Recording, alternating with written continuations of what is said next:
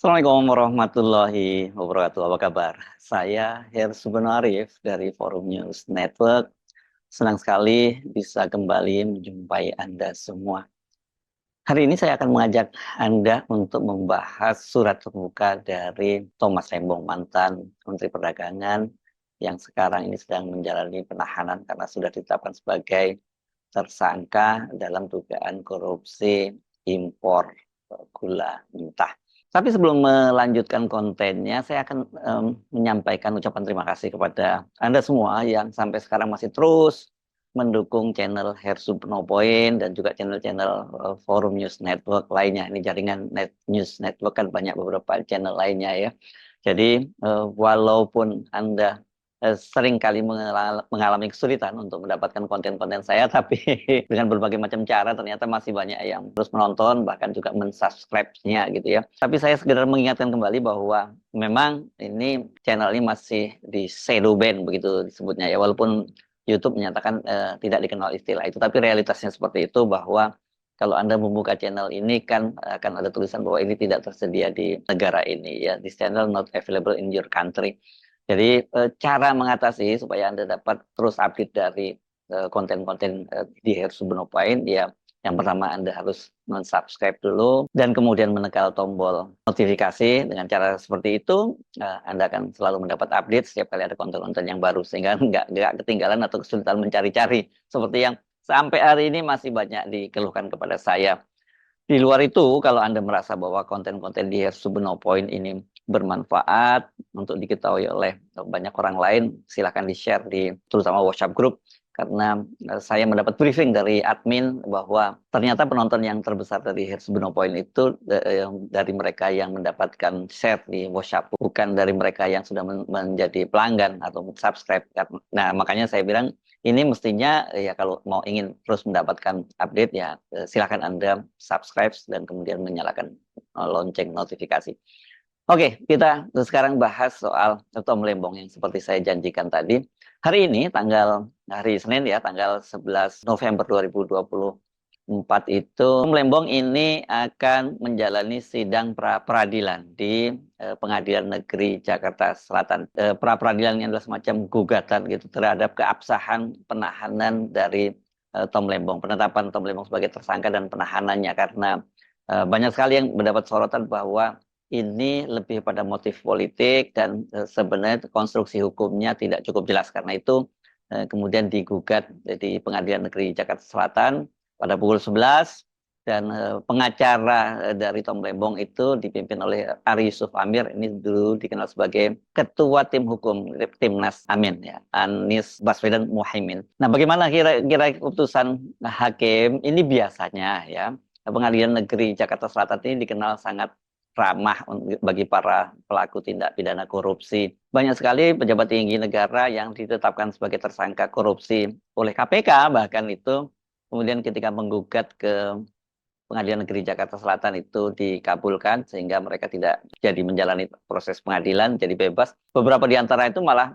kemudian karirnya melejit menjadi pejabat tinggi negara, ada yang menjadi kepala badan, ada yang menjadi menteri, wakil menteri. Setelah sebelumnya sudah ditetapkan menjadi tersangka oleh KPK. Bahkan juga kalau sudah di sidang itu banyak sekali koruptor yang kemudian divonis ringan oleh pengadilan Negeri Jakarta Selatan. Jadi memang pengadilan ini dikenal cukup friendly lah di kalangan para koruptor di Indonesia. Tapi apakah hal yang sama juga akan berlaku pada Thomas Lembong sehingga kemudian gugatannya dikabulkan oleh pengadilan dan dia bisa bebas? Ini yang sekarang masih jadi tanda tanya. Karena kan Tom Lembong ini kalau kita sebut sebagai koruptor, ini belum ya karena dia belum divonis, tapi tersangka korupsi ini kan penuh kontroversi ya. Status dia sebagai koruptor itu malah banyak sekali dipertanyakan oleh publik. Bahkan ini kasus Tom Lembong itu memang anomali dalam kasus dugaan korupsi mantan pejabat tinggi negara. Karena banyak sekali yang membela Tom Lembong, bukan hanya dari kalangan netizen, tapi dari figur-figur yang mengenal Tom Lembong, termasuk itu dari Anies Baswedan. Jadi kita tunggu saja bagaimana nasib Tom Lembong di Pengadilan Negeri Jakarta Selatan ini, apakah gugatan pra peradilannya itu dikabulkan. Nanti Yang akan menyidangkan ini adalah hakim tunggal, ya. Ini Tom Panuli Marbun, ini hakim di Pengadilan Negeri Jakarta Selatan.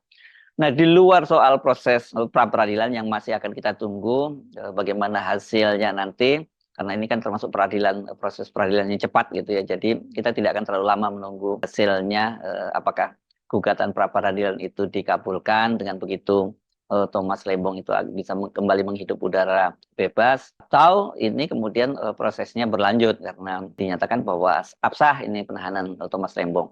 Thomas Lembong ini kan ditetapkan menjadi tersangka dan kemudian ditahan di Lembaga Pemasyarakatan Salemba itu pada tanggal 29 Oktober. Satu hari setelah peringatan Sumpah Pemuda. Dan saya lihat di Instagramnya itu Thomas Lembong itu masih mengucapkan selamat atas peringatan Hari Sumpah Pemuda 28 Oktober. Sehari kemudian dia ditetapkan menjadi tersangka dan ditahan di LP Salemba. Jadi hitungannya kalau hari ini dia sudah menjalani penahanan selama 2 pekan. Saya kira tidak mudah buat orang seperti Thomas Lembong yang kehidupannya saya kira jauh sekali dari soal-soal yang bersifat kriminal, bahkan koruptif seperti ini, sehingga dia harus mendekam di lembaga pemasyarakatan. Walaupun menjadi titipan, pasti sangat berat buat Thomas Lembong.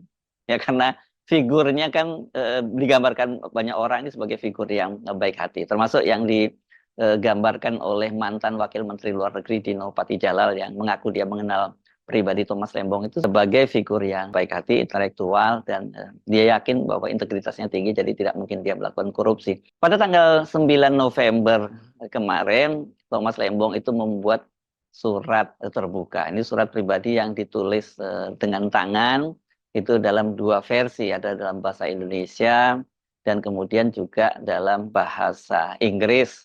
Ini saya kira mungkin bahasa yang lebih dikuasai oleh Thomas Lembong ketimbang bahasa Indonesia. Dan kemudian surat ini diunggah di akun Instagram Thomas Lembong yang sekarang ini akunnya dikelola oleh tim pengacara Thomas Lembong. Memang kalau Anda buka akun Thomas Lembong yang verified itu di Instagramnya ditulis akun ini sementara dikelola oleh tim atas arahan Pak Tom melalui kuasa hukumnya. Dia menulis begini, saya bacakan saja dalam bahasa Indonesianya. Ini adalah pernyataan yang diterbitkan oleh Pak Tom hari ini melalui pengacaranya. Ini hari ini itu kemarin, maksudnya tanggal 9 November. Teman-teman, ibu bapak yang saya hormati, saya hanya mau menyampaikan terima kasih yang sedalam-dalamnya kepada semua pihak yang sudah membantu, sedang membantu, dan terus membantu saya. Juga kepada teman-teman, ibu bapak, dan masyarakat yang terus mendoakan saya. Terima kasih kepada semua yang terus menanamkan kepercayaannya kepada saya. Saya terus berupaya untuk kooperatif, positif, dan kondusif dalam rangka membantu mengungkapkan kebenaran dan menegakkan keadilan. Saya percaya masih banyak jaksa dan petugas kejaksaan yang bekerja keras dan secara profesional demi tegaknya keadilan. Saya terus mencintai Indonesia dan akan terus mengabdi pada Indonesia. Semoga Tuhan Allah memberkati kita semua dan senantiasa membawa kita ke arah yang lebih baik. Ini luar biasa ya, surat yang ditulis oleh Tom Lembong ini. Dia sama sekali tidak ada curhat. Suratnya mengeluhkan misalnya kondisinya seperti apa di tahanan seperti itu, karena ya kita sebutkan orang yang high profile seperti Thomas Lembong tiba-tiba harus menjalani penahanan, itu kan beban yang sangat berat walaupun itu hanya baru 2 pekan ya. Kita tahu kan kondisi tahanan atau LP kita itu semuanya rata-rata overload. Jadi kita bisa membayangkan Thomas Lembong itu akan berdesak-desakan dengan para tahanan kriminal yang lain. Saya tidak tahu apakah kemudian karena kasusnya ini kasus korupsi dia kemudian mendapat keistimewaan atau juga mendapat keistimewaan. Ini ya seistimewa-istimewanya di penjara, itu tentu saja sangat berat untuk bukan hanya orang seperti Thomas Lembong ya, orang yang disebut baik hati tadi oleh Dino Patijalal. Orang-orang yang lain pun, bahkan seorang kriminal pun ketika dia harus menjalani penahanan di penjara itu juga ada proses-proses yang sangat berat. Tapi tadi kalau kita membaca suratnya, dia masih dengan nada yang datar dan dia masih positive thinking. Dan satu hal ini yang dia menyatakan, dia tetap mencintai Indonesia, ini akan terus mencintai Indonesia. Tom Lembong ini memang figur yang saya kira kita mesti menempatkan dia dalam posisi yang cukup spesial. Sebagai etnis keturunan Tionghoa, dia ini banyak dibesarkan di luar negeri, dia masa kecilnya di Jerman, dan kemudian menyelesaikan pendidikan perguruan tingginya itu di Harvard University, salah satu universitas paling top di dunia. Pada waktu itu dia mengambil arsitektur dan tata kota atau landscape gitu, atau planologi ya mungkin tepatnya, dan kemudian dia ini menjadi investor di Wall Street di Amerika Serikat. Jadi ya kehidupannya standarnya standar barat. Kemudian dia menghadapi situasi seperti di Indonesia ketika dia ingin mengabdi dan dia merasa kemudian dikriminalisasi. Saya kira bukan hanya Tom Lembong saja yang menilai bahwa dia mengalami kriminalisasi, bahkan orang seperti Habibur Rahman, Ketua Komisi 3 dari Partai Gerindra, dia pun menyatakan bahwa kejaksaan itu perlu menjelaskan apa sesungguhnya konstruksi hukum dari Thomas Lembong, karena dalam penilaiannya itu masih sumir dan abstrak.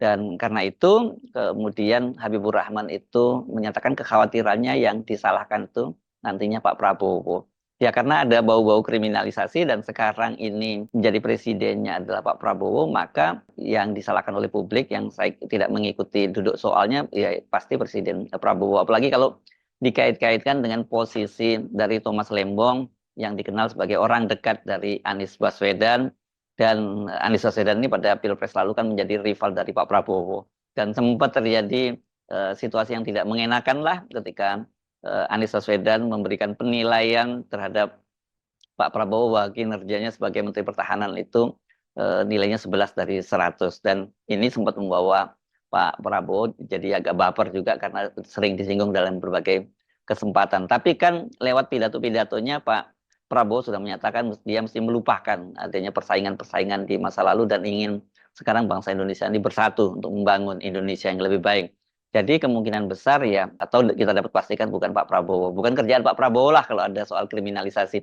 Apalagi seperti dikatakan oleh Kapus Penkum Kejaksaan Agung Harli Siregar bahwa prosesnya ini sudah berjalan sejak tahun 2023.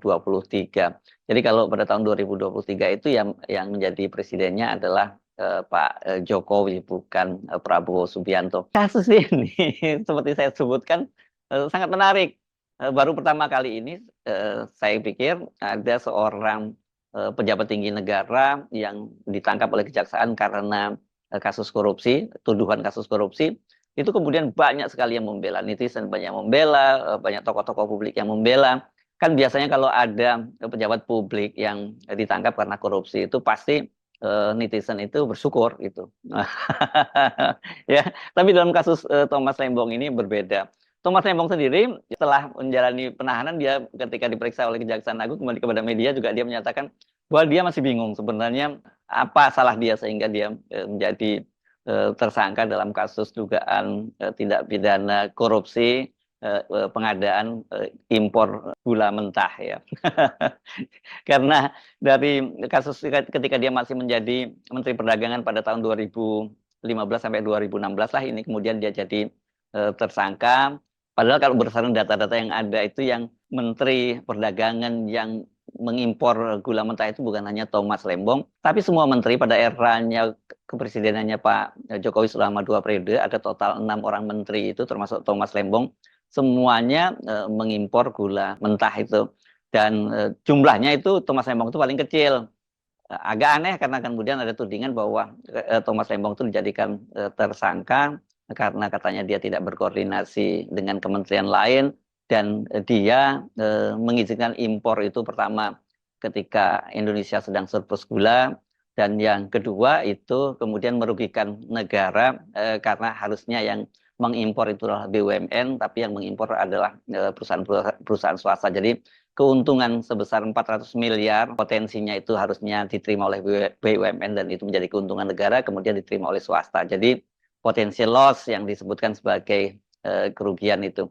Kejaksaan Agung sampai sekarang pun juga menyatakan mereka belum menemukan alat bukti ada berupa aliran dana kepada Thomas Lembong. Ini kalau korupsi kan biasanya dibuktikan dengan adanya aliran dana, tapi Kejaksaan Agung membela diri menyatakan bahwa korupsi itu, pasal-pasal korupsi itu tidak hanya diharuskan adanya aliran dana ke tersangka, tetapi dalam pasal itu kan disebutkan bahwa merugikan keuangan negara dan menguntungkan pihak lain atau perusahaan, itu menguntungkan orang lain dan perusahaan pun itu sudah disebut sebagai korupsi. Ini soal debatable dan saya kira nanti yang akan menguji adalah Hakim Pengadilan Negeri Jakarta Selatan yang menentukan apakah penetapan Thomas Lembong sebagai tersangka itu absah memenuhi syarat-syarat sebagaimana ketentuan dalam KUHP. Itulah yang akan diperiksa dalam gugatan pra peradilan. Jadi kalau nantinya gugatan pra peradilan dikabulkan, maka Thomas Lembong akan melenggang keluar dari penjara. Sementara kalau hakim menyatakan bahwa proses pentersangkaan Thomas Lembong dan kemudian ditahan itu absah secara hukum, ya ini kasusnya akan berlanjut ke pengadilan. Tinggal nanti dia vonis oleh hakim di pengadilan negeri berikutnya itu seperti apa. Tapi sekarang ini meskipun Thomas Lembong sudah menjadi tersangka dan ditahan, saya kira secara moral positioning dari Thomas Lembong itu sudah menang karena dukungan publik yang luar biasa besar terhadap Thomas Lembong dan publik meyakini bahwa Thomas Lembong itu adalah korban kriminalisasi dari rezim yang berkuasa, bukan rezim yang berkuasa sekarang, rezim keluarga sebelumnya, karena dia adalah pendukung utama dari Anies Baswedan. Saya Arif dari Forum News Network. Sampai jumpa lagi. Wassalamualaikum warahmatullahi wabarakatuh.